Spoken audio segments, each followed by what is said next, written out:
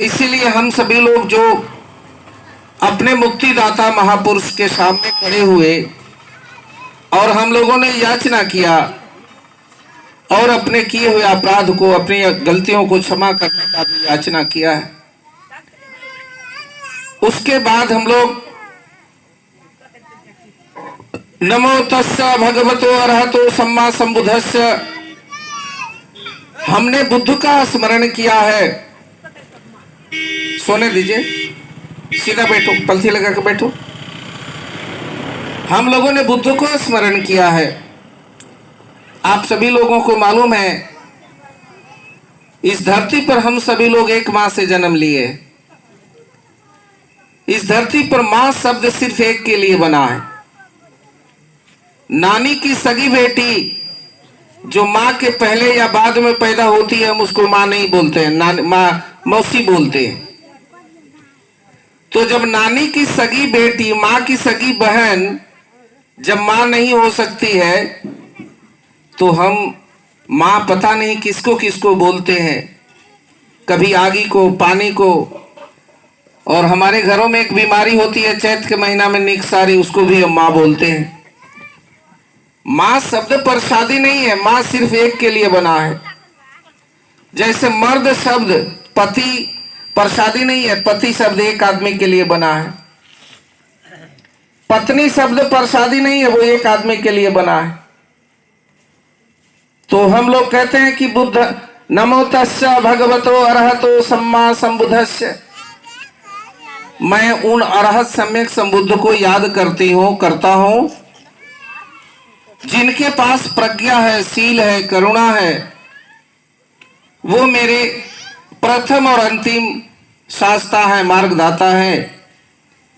उनके सिवा मैं अन्य किसी को शरण नहीं जाता हूं। इस सत्य वचन से मैं विश्वास का पात्र बनूं और मेरा जीवन सफल हो। आप लोगों को मालूम है एक माँ बाप अनेकों संतान को जन्म देते हैं, लेकिन अनेकों संतान मिलकर एक माँ बाप को जन्म नहीं दे सकते। हम अपने माँ बाप के सामने खड़े होते हैं तो इस संकल्प को दोहराते हैं कि हे माँ पिताजी, इस दुनिया में जितने भी माँ बाप हैं उन लोगों में मेरे लिए सिर्फ आप ही माँ बाप हैं। आपके सिवा इस धरती पर और भी कोई मेरे लिए माँ बाप नहीं है। इस सत्य वचन से मेरा जीवन सफल हो और मेरे बाल बच्चों का भलाई हो। उसी प्रकार पत्नी अपने पति के साथ ये संकल्प दोहराती है कि इस दुनिया में जितने भी मर्द हैं उन मर्दों में मेरे लिए पति सिर्फ और सिर्फ आप हैं। आपके सिवा इस धरती पर और भी कोई मर्द मेरे लिए पति नहीं है। इस सत्य वचन से मैं आपके विश्वास का पात्र बनूं और मेरा जीवन सफल हो, मेरे बाल बच्चों का कल्याण हो। उसी प्रकार मर्द इस संकल्प को दोहराता है कि दुनिया में जितनी भी औरतें हैं उन औरतों में मेरे लिए मेरी पत्नी सिर्फ तुम हो। तुम्हारे सिवा इस धरती पर और भी कोई मेरे लिए पत्नी नहीं है। इस सत्य वचन से मेरा कल्याण हो और मैं तुम्हारे विश्वास का पात्र बनूं। ये जो सूक्त है हमें एकनिष्ठ बनाता है, अर्थात हमारे लिए माँ एक है, बाप एक है, पति के लिए पत्नी एक है, पत्नी के लिए पति एक है और शिष्य के लिए गुरु एक है। उसी तरह दुनिया में जो चांद देखते हैं आप, क्या आसमान में चांद एक होता है कि अनेक होता है? चांद एक होता है।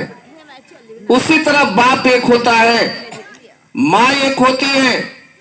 दिन में सूरज एक होता है कि अनेक होता है? सूरज एक होता है। जैसे सूरज एक होता है, जैसे चांद एक होता है, जैसे पति एक होता है, जैसे पत्नी एक होती है, जैसे गुरु एक होता है, उसी तरह हमारा भगवान एक होता है।